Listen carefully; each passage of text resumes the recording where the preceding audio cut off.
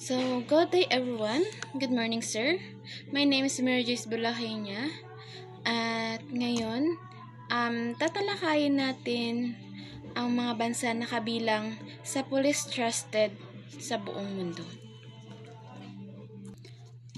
So, ano nga ba ang 2024 Ipsos Global Trustworthiness Index? So, ang Global Trustworthiness Index ay isang global na survey na sinusukat kung gaano kataas ang tiwala ng mga tao sa kanilang kapulisan. Sa madaling salita, tinitingnan dito kung credible at maaasahan ba ang pulis sa iba't ibang bansa. So, bakit nga ba ito mahalaga sa ating bansa or sa iba't ibang bansa? So, mahalaga ito dahil kapag may tiwala ang mga mamamayan sa kapulisan nila, mas mataas ang respeto or mas ligtas ang komunidad at mas epektibo ang pagpapatupad ng batas dito. So, paano ba nasusukat ang tiwala sa kapulisan? So, ayon sa iba't ibang pag-aaral o sa iba't ibang sekto ng ating mga research, ang tiwala ng kapulisan ay nakabase sa ilang mahalagang factor. Kabilang nga dito yung transparency, professionalism, community engagement, at yung low corruption. And kapag ito yung nakikita natin sa isang bansa, mataas or posibleng mataas ang score ng isang bansa sa mga bagay na ito or mas mataas din ang tiwala ng tao sa kanilang kapulisan. So, matatalakay natin dito is yung Top Trusted Police Forces in 2024. Nangunguna dito na bansa is yung Netherlands. So, bakit top 1 yung Netherlands sa buong trusted police forces in 2024? So, sa Netherlands, merong 73% trusted percent, 73%. So, ang mga pulis dito ay mabababa ang kaso ng corruption or mabababa yung corruption dito or mas malinaw na batas na or kumbaga yung corruption dito is mabababa lang yung kaso. So, gumagamit sila ng community-oriented na gumagamit sila ng community-oriented policing. So, ibig sabihin, nakikipagtrabaho sila sa komunidad, hindi lang sila basta nagbabantay. Kumbaga, hindi lang sila nakabatay sa pagbabantay. Nakikipag-communicate din sila or nag-orient din sila sa komunidad nila. Parang ganun yun sa ano. So, pumapangalawa dito sa Police Trusted is yung New Zealand. Meron itong 79% na trust or tiwala. So, kilala ang mga pulis sa malinis na reputasyon at pakikipagkapwa-tao. Bali ang New Zealand is nakapokus din sila sa empathy, communication at transparency. So, ayon sa teorya. So ayon sa teorya, ang community policy ay epektibo kapag may partnership ang police at citizens. So dito, parehong responsible ang mamamayan at pulisya sa kaligtasan. Bali parang may partnership yung pulisya at yung citizen sa New Zealand. So kabilang din dito is yung France. Bali yung France is top 3 sa trust police sa buong bansa. Bali, yung France is may 67% trust. So kahit may mga protest or mga So kahit may mga protest or mga terrorism, patuloy pa rin ang reform at modernization ng kanilang pulisya. Kumbaga, kahit may mga terrorism or mga protest is patuloy yung pagmodernization ng kanilang pulisya sa France. Bali, malaki ang tulong ng technological updates at clear accountability para mapanatili ang tiwala ng publiko sa France. Bali, parang ito yung bali parang ito yung paraan ng France para mas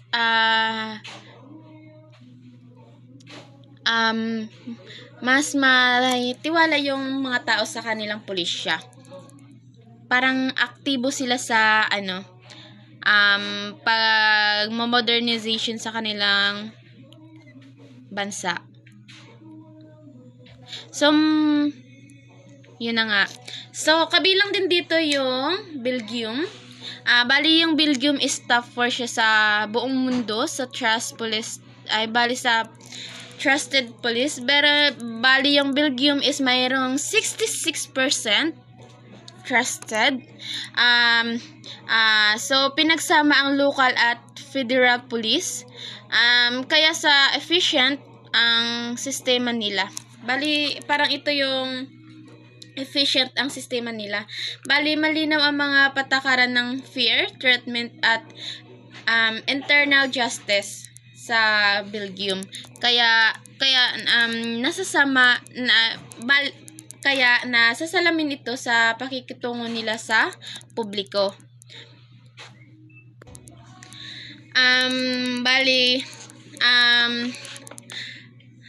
Kabilang din dito is yung Australia. Bali yung Australia is top 5. Meron yung Australia na 66% trust.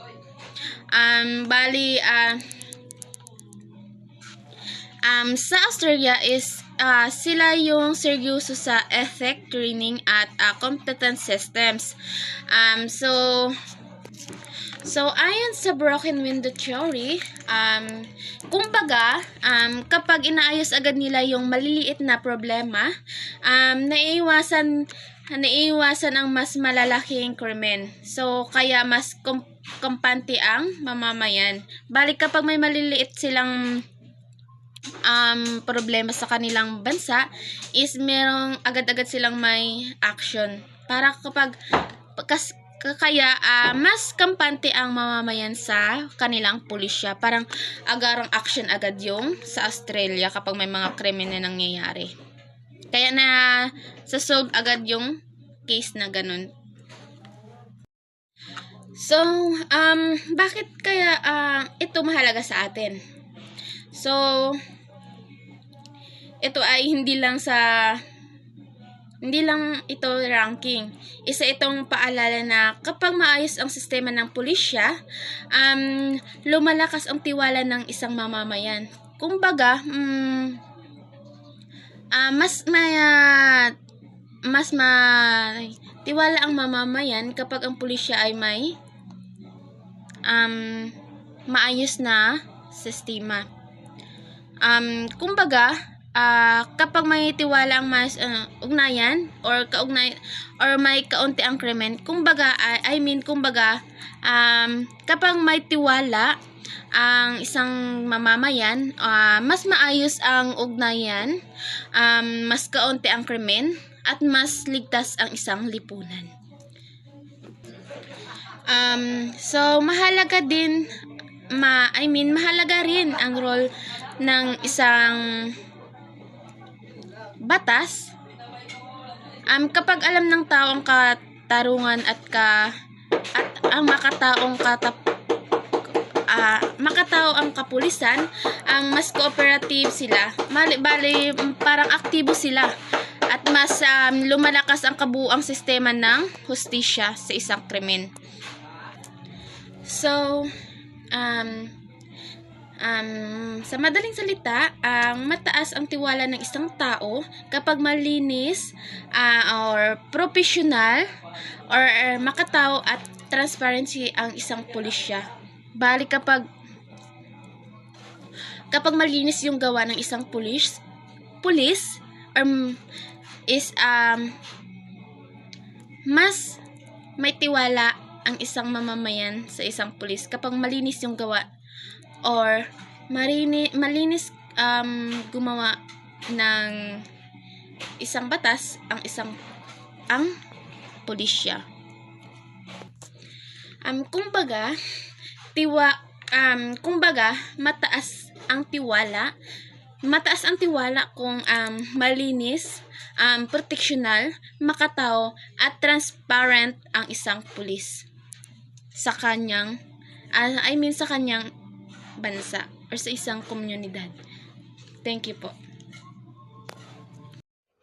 So yun, good day. Next natin is top 6 trusted police in the buong mundo. So the top 6 is Germany. Germany plays 65% due to its professional and disciplined police service. The German Federal Police, yung tawag sa police ng lugar nila is German Federal Police, operate under strict ethical and performance standard. By research by Hogg noong 2013 found that procedural fairness and interaction with citizens strongly predict trust in police. Germany committed to ethical training and accountability reflects this principle. So mas maano yung police nila doon, kaya pang top 6 sila. Next naman natin is top 7. Umabot siya ng 61% trusted police. Yung bansa na yun is Ireland. Ireland ranks 7, 61%, where transparency and citizen-focused policing are cornerstone. The Irish policing, yun yung tawag nila sa police nila, Irish policing. Authority has been international in maintaining check.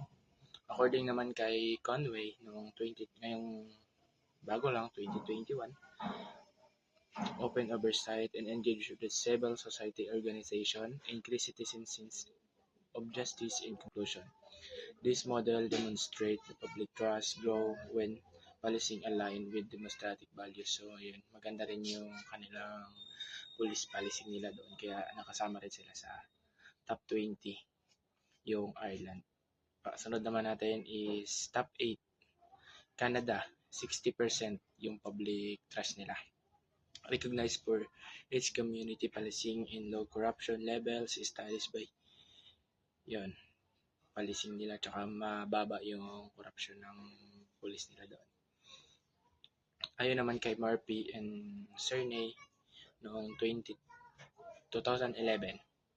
found that trust in Canadian police is stated to perception of fairness, inclusion, and effectiveness. Canada Royal Canadian Mounted Police or RCMP also focused on reconciliation and cultural sensitivity, reinforcing social harmony. So, sila, top 8. So, meron silang 60%. Yung tawag pala sa police ng Canada is Canadian Police. Ayan. Sunod naman is pang rank 9. Ang rank 9 is Spain. Umabot siya na 59%, showing the benefits of professionalism and visible enforcement. The Spanish National Police have restructured their public communication strategies to enhance transparency. A study by Paris noong 2018 found that improved visibility in community dialogue increased citizen confidence in police institutions. So, yun. Next naman natin is Great Britain. Great Britain, not Britain. So, meron siyang 58% work accountability in professionalism defend the police force. The concept of policing by consist an introduction by Robert Peel in 19th century remains a central of British policing philosophy. Studies by Jackson and Brabord confirm that the public consent and fairness drive and respect for the law. So yun sinabi nga dito ni Jackson and Bradford na may public consent and fairness drive compliance and respect for the law. So, yun ganun ka bubuti yung mga police ng Great Britain. Kaya siya pang top 10. Sunod naman, top 11. Yung top 11 is Singapore. Meron siyang 58% public trust. So, demonstrate exceptional effectiveness through strict law enforcement and extremely low crime rates. According to yun, mababa yung nila. Parang strict sila pagdating sa batas nila at saka yung yung mababa yung nila, yung crime rate. So, bihira yung yung mga gulo sa kanila kaya yun kasama siya sa police public trust sa buong mundo. Sunod naman pang tulad natin is Italy. Ranking 12, 56% showcase discipline and professional policing tradition. Despite political challenges, Italian police force maintain stability through religious training and regional coordination. So, yun, maganda ang kanilang magiging mga police is disiplinado.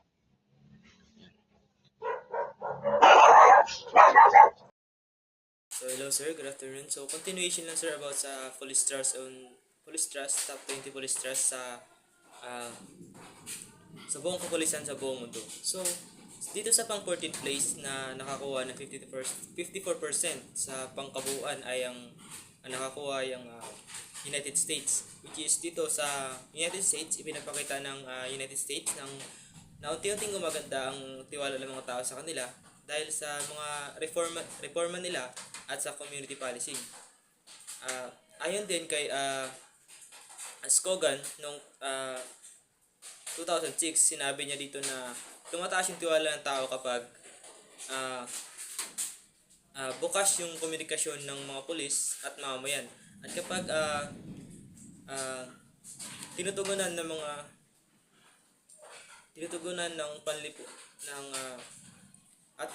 mga pulis yung mga issue na nakapokus sa discrimination. So sa ganung paraan napapataas ng United States yung tiwala ng mga tao sa kanila.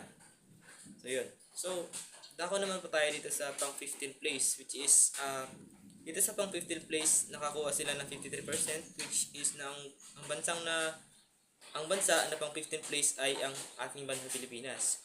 So sa Pilipinas, tumataas yung tiwala ng mga tao dahil sa pagiging professional ng mga ating kapulisan. So, meron din silang mga community policing. So, yun.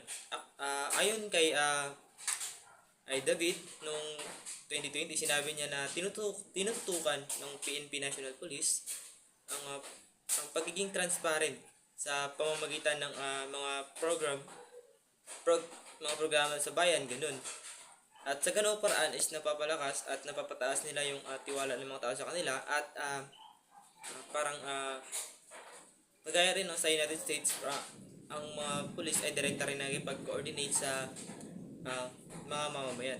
So we have here the number 16, which is nakakuha sila ng 52% sa bansang Chile. So ang Chile, naging maganda yung imahe nila naging maganda yung imahe ng kapulisan dahil mataas yung visibility nila at mataas yung presensya nila. Kumbaga nandun lagi yung mga kapulisan kapag mayroong gulo. Kumbaga mabilis yung action nila pagdating sa mga crime. So in that way, napapataas nila yung tiwala ng mga tao sa kanila.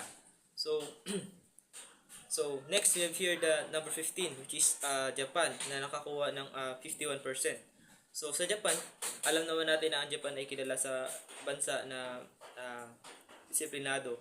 So, sa bansang Japan, napapanatili ng mga kapulisan ng Japan na mapanatili yung tiwala ng mga tao sa kanila. So, in terms of every small places as merong mga presinto, which is mabilis yung action kapag merong mga krimen na magaganap sa isang particular area. So, yun. So, dako naman tayo sa pang 18. So, ang pang 18 na nakakuha ng 50% ay ang South Korea. So, ang South Korea ay ang ginagamit or ang diskarte ng South Korean Police Force is gumagamit sila ng mga modern technologies. So ginagamit nila yun sa pagpapatupad ng batas. So, sinabi ni Kim noong 2019, merong malaking tulong ang ginagawa ng Korean or ginagamit ng mga Korean police, which is yung mga surveillance, ganyan, yung mga makabagong technology para mapanatili at mapanatili nila yung tiwala ng mga tao sa kanila. So next we have here the 19th place, which is the Hungary. So yung Hungary is yung itong bansa nito is accountable and transparency ng mga kapulisan. So ayon kay Bologs, nung 2022 sinabi niya na merong mga reforma at mga tulad ng mga independent complaints na para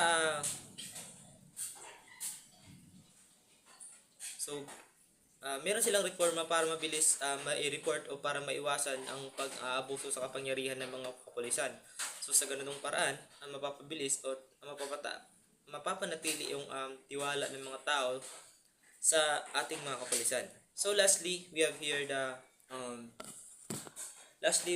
the Poland. So the 20th or nakakuha sila ng 48% sa pangkabuuang rating. So yung Poland is nakatuon sila sa community policing, which is ganun sa mga previous country na nakafocus naman sa pakikipag-coordinate mismo ng mga kapulisan sa mga mamamayan. So sinusulong ng Poland Police yung pagtutulungan ng mamamayan at kapulisan. So sa ganoong paraan ay mapapanatili ang tiwala ng mga mamamayan sa ating mga kapulisan. So yan lang po sir yung sa top 20 countries, top 20 police trust na research namin patungkol sa buong mundo.